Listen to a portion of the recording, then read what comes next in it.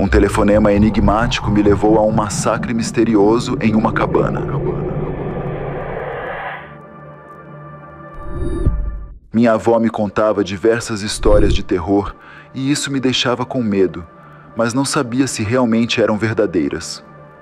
Até que um dia chegou minha vez. Eu era um jovem jornalista na época e estava sempre em busca de uma boa história. Certo dia, recebi um telefonema anônimo de uma mulher que revelou a localização de uma velha cabana abandonada no meio da floresta. Sem dúvida alguma, parecia ser o cenário perfeito para um artigo intrigante. Ela disse nessa ligação que em 1965, durante uma fase difícil da ditadura brasileira, alguns revolucionários haviam encontrado refúgio lá, mas nunca saíram vivos. A cabana era pequena, construída com troncos envelhecidos e telhas de madeira que rangiam ao menor sopro de vento. Quando cheguei, o sol já estava se pondo e uma sensação de inquietação se instalou em mim. O silêncio era absoluto, exceto pelo som ocasional das folhas caindo. Explorando o interior, uma das tábuas do assoalho se partiu ao pisar, revelando um compartimento escondido. Dentro, encontrei uma lata de alimentos enlatados. A lata estava surpreendentemente bem preservada, como se tivesse sido deixada lá ontem. Quando abri, descobri uma carta cuidadosamente dobrada em seu interior. A caligrafia era tremida, mas legível, e contava uma história terrível sobre os últimos dias de um jovem revolucionário chamado Henrique. A carta começava com relatos da perseguição que esse grupo sofreu, tiroteios incessantes, explosões e a morte constante de companheiros. Mas à medida que eu lia, o tom mudava para algo mais sinistro. Henrique falava que notou uma presença na cabana, algo invisível que o observava constantemente. Ele escreveu sobre sombras que se moviam sem luz e sobre sussurros que pareciam vir da própria madeira da cabana. Enquanto eu lia, a temperatura caiu drasticamente e uma névoa fina começou a se formar dentro da cabana. A chama da minha lanterna tremulou, quase se apagando. Então, ouvi um som que fez meu sangue gelar. Passos pesados e arrastados no andar de cima. Pareciam de botas militares, ecoando pelo silêncio opressivo da cabana. Decidi explorar mais, apesar do medo crescente. Cada passo que eu dava parecia ecoar, reverberando no silêncio. Encontrei roupas militares antigas, rasgadas e cobertas de sangue seco. Havia buracos de balas nas paredes e marcas de luta em todo lugar. Era como se o tempo tivesse parado, aprisionando aqueles horrores em um eterno presente. Na cozinha, uma mesa estava posta para uma refeição que nunca foi terminada.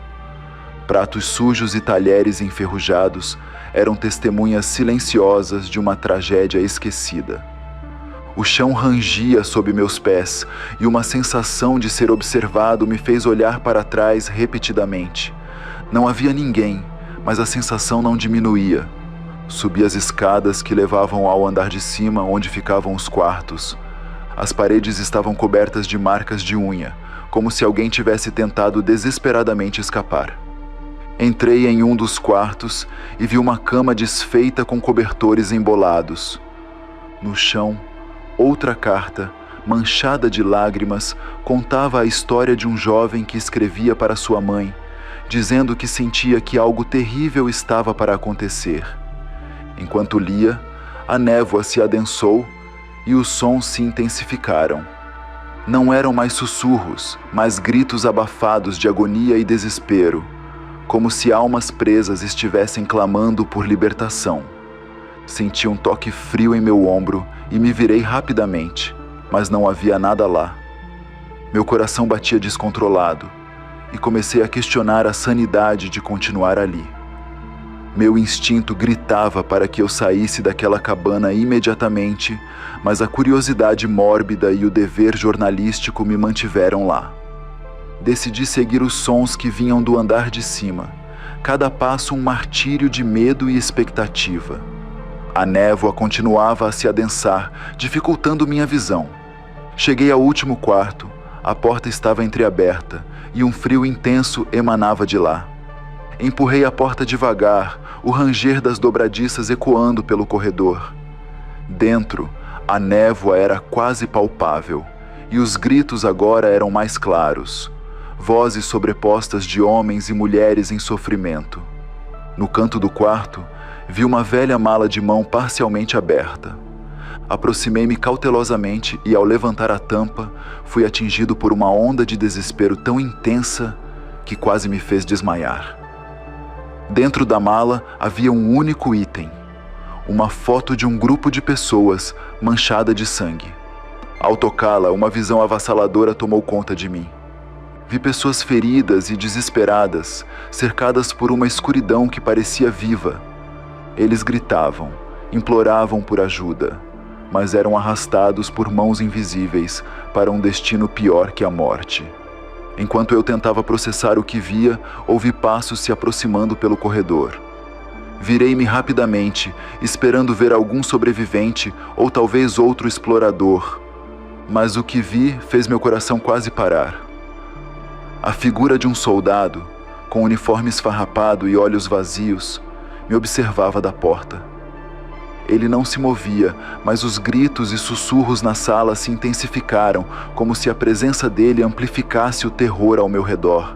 De repente, senti um frio cortante em minhas costas e me virei para encontrar o soldado a poucos centímetros de mim. Seus olhos vazios agora brilhavam com um ódio profundo. Ele abriu a boca para falar, mas o som que saiu não era humano. Era um grito agonizante que ecoou pela cabana, fazendo as paredes tremerem. Senti uma pressão esmagadora em meu peito e percebi que estava lutando contra algo invisível, algo que queria me puxar para a escuridão. Desesperado, comecei a rezar qualquer oração que me vinha à mente, tentando afastar a entidade. As vozes e gritos se tornaram ensurdecedores e a névoa parecia ganhar vida, envolvendo-me. Senti que estava prestes a perder a consciência quando, de repente, tudo cessou. O silêncio voltou, pesado e absoluto. O soldado havia desaparecido e a névoa começou a se dissipar. Ofegante e tremendo, olhei ao redor. A foto ainda estava em minhas mãos. Sabia que havia descoberto algo além da minha compreensão. Uma maldição que prendia aquelas almas em um ciclo eterno de dor e desespero. Ofegante e tremendo, sentei-me no chão da cabana, tentando processar o que havia acabado de acontecer. A velha fotografia repousava em minha mão. Sabia que não podia simplesmente ir embora sem entender a verdadeira extensão da maldição que pairava sobre aquele lugar. Levantei-me, ainda abalado, e saí da cabana, o ar fresco da noite proporcionando um alívio temporário.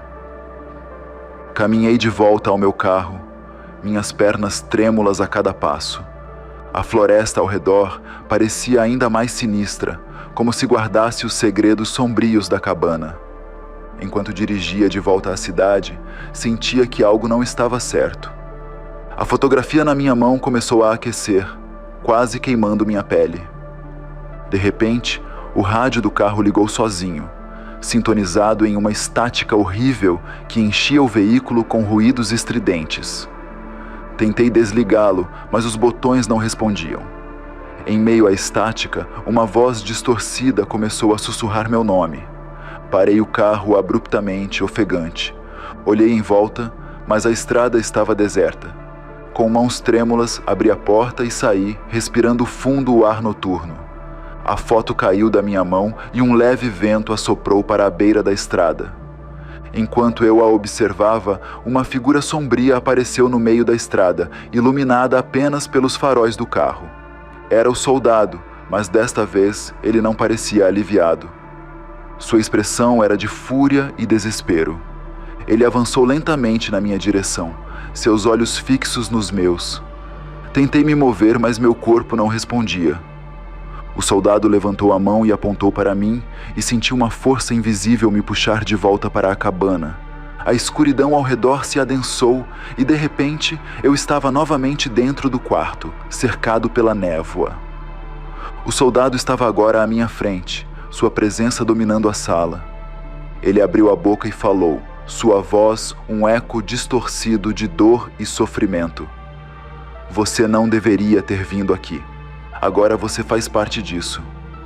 Senti uma pressão esmagadora em meu peito e antes que pudesse reagir, fui arrastado para o chão. A foto começou a brilhar intensamente e as vozes dos mortos ecoaram ao meu redor, acusando-me de invadir seu espaço sagrado. A dor e o medo eram insuportáveis e senti minha consciência começando a desvanecer. No último instante, antes de perder a consciência, tive uma visão aterradora. A cabana, envolta em chamas, e muitas pessoas, suas almas atormentadas, tentando escapar do inferno que os consumia. Suas mãos espectrais se estendiam para mim, implorando por ajuda, mas eu estava impotente. A escuridão tomou conta de mim e tudo se apagou. Quando acordei, estava deitado no chão da floresta, a cabana ao longe apenas uma sombra sinistra. A foto ainda estava em minha mão, mas agora toda queimada. Levantei-me, cambaleando, e consegui voltar ao carro. Dirigi de volta à cidade, sem olhar para trás. De volta ao meu apartamento, sentei-me e tentei escrever minha experiência. Cada palavra trazia de volta o terror que senti, mas sabia que precisava contar a verdade. Publiquei meu relato, mas a sensação de terror ainda não me abandonou. As noites seguintes foram assombradas por pesadelos, e o rosto do soldado não saía da minha mente. Algumas semanas depois, a cabana foi encontrada em ruínas, completamente destruída por um incêndio misterioso. As autoridades não conseguiram explicar a causa, mas eu sabia a verdade, e por esse motivo paguei um preço alto por minha curiosidade. Agora, vivo com a certeza de que algumas histórias devem permanecer enterradas, e que o passado, por mais terrível que seja, sempre encontra uma maneira de nos assombrar. Se este relato atiçou seu fascínio pelo sobrenatural, não perca o próximo mistério. Clique no vídeo na tela final ou assista outros segredos sombrios que se encontram no comentário fixado. No círculo dos contos a escuridão se revela.